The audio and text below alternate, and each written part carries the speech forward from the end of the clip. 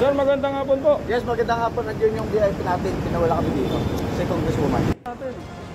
Hinarang ng mga taga-Special Action and Intelligence Committee for Transportation ang pick-up na yan. Dumaan kasi ito sa EDSA busway kahit hindi otorisado. Ang dahilan ng driver, convoy siya ng isa raw Congresswoman. Saglit nagbagal ang takbo ang pick-up nang hinga ng lisensya ang driver pero bigla ring humarurot at tumakas. Isang SUV naman na may government plate number ang sisitahin din sana nang dumaan sa EDSA busway. Pero humarurot din ito at nasagi pa ang kamay ng isang operatiba. Nakuha ng SAIC ng plate numbers ng dalawang sasakyan. Nakikipag-ugnay na sila sa Land Transportation Office kaugnay sa mga insidente. Ito ang GMA Regional TV News. May init na balita mula sa Luzon, hatid ng GMA Regional TV. Sugatan po ang isang traffic enforcer matapos mabangga ng isang humaharurot na sasakyan sa Santa Maria, Bulacan. Chris, ano raw ang naging dahilan? Connie, puyat daw ang driver ng sasakyan kaya nagdire-diretso ito at nabangga ang traffic enforcer. Detalye niyan at iba pang mainit na balita dito sa Luzon. Hatid ni Glam Caligdan Dizon ng GMA Regional TV. Sa kuha ng CCTV sa Santa Maria, Bulacan, kita ang biglang pagharurot ng isang multipurpose vehicle. Nasalpok nito ang traffic enforcer na si Salvador de la Cruz Jr. na nooy nasa intersection. Sa lakas ng pagkakabangga, tumilapon ang traffic enforcer. Isinugod siya sa ospital. Sa inisyal na investigasyon ng Santa Maria Traffic Management Office, puyat daw ang driver ng MPV mula sa biyahe galing Maynila. Inaresto siya at nahaharap sa karampatang reklamo. Tumanggi siyang magbigay ng pahayag. Sa San Carlos, Pangasinan, naging sanhi umano ng pagkamatay ng isang trabahador ang kanyang ginamit sa trabaho. Sabado ng hapon nang makuryente si Vicente de Guzman habang nagwe-welding sa pinagtatrabaho ang sidecar at garong shop. Nadikit umano ang biktima sa ginamit na aparato. Dead on arrival siya sa ospital. Tinignan naman pong mabuti ng ating mga investigator, wala naman pong foul play, pure accidental po yung nangyari. Nagkaaregluhan naman ang may-ari ng shop at ang naulilang kaanak ng biktima. Arestado sa Cabanatuan, Nueva Ecija ang tinaguriang most wanted ng Central Luzon dahil sa kasong murder.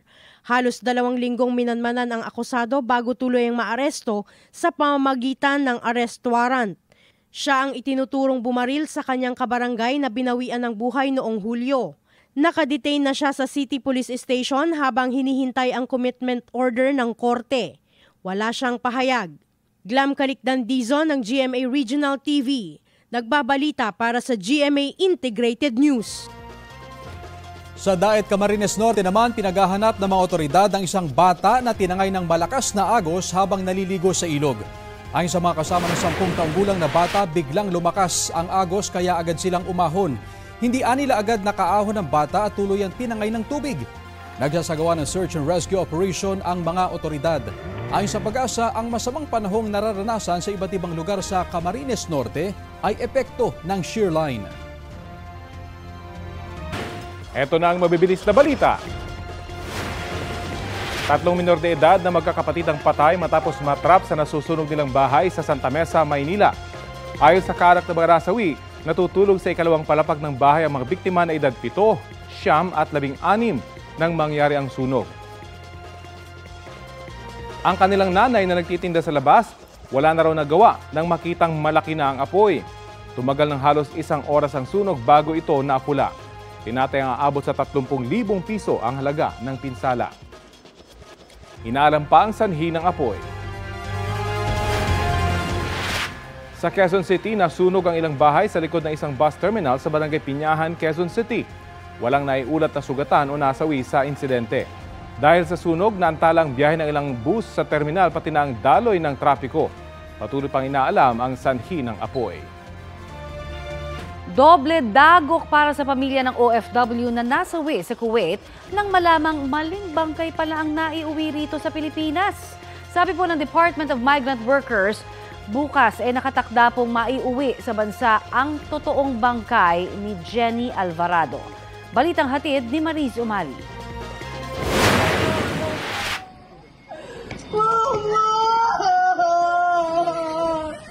Bakit ba? Bakit? Labis ang pagdadalamhati na magkakapatid nang dumating na ang kabaong galing Kuwait na may pangalan ng kanilang inang si Jenny Alvarado. Pero tila na doble ang kanilang pighati dahil nang buksan ang kabaong sa punerarya kung saan isa sa ilalim sana sa autopsy ang labi.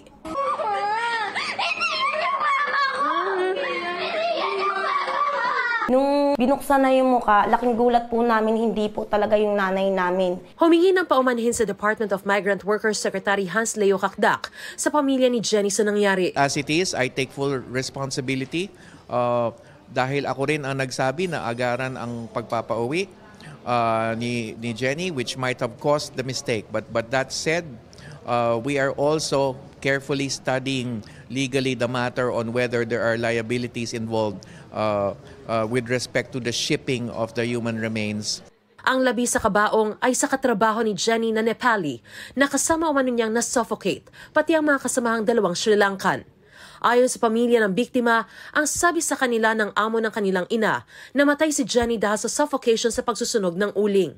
Pero kung ito raw ang ikinamatay ni Jenny at mga kasamahan, bakit daw napakaraming pasa at sugat ng Nepali na naiuwi rito? Yung mga kuko niya tinanggal. Tapos doon sa video nakatali yung kamay niya, which is mayroon siyang mga parang mga dugo na mga buo-buo pa. Then yung leg niya po makikita mo na ano siya, violet talaga siya. Parang hindi mo ma-imagine kung sinakal ba, binugbog or what.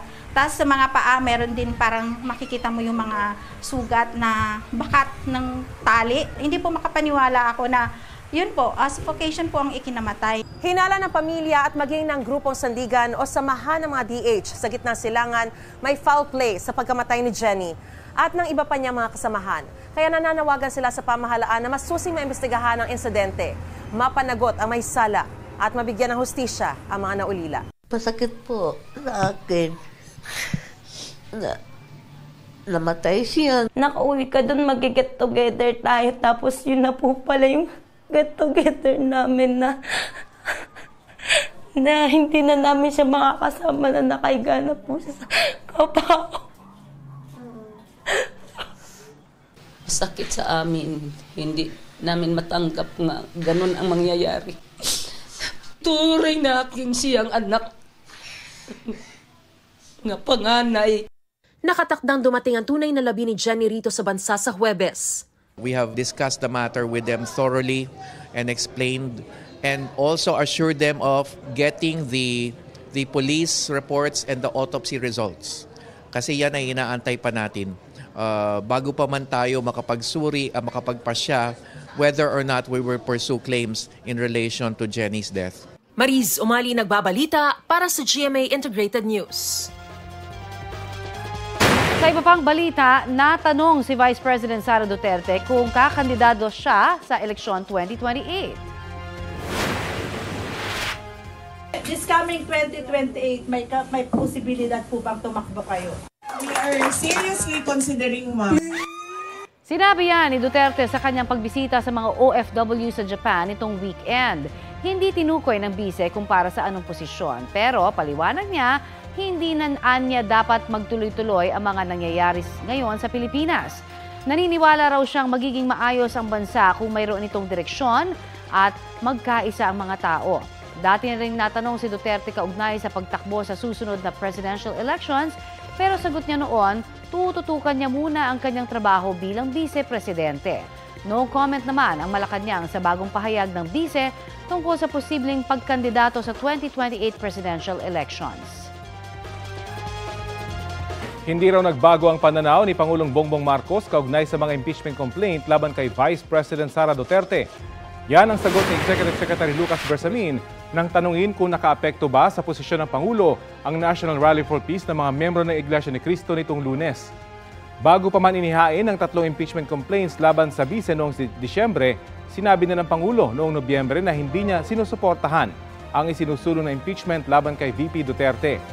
Maaksaya lang daw ang oras ng Kongreso at hindi naman anya makatutulong sa pagunlad ng buhay ng mga Pilipino.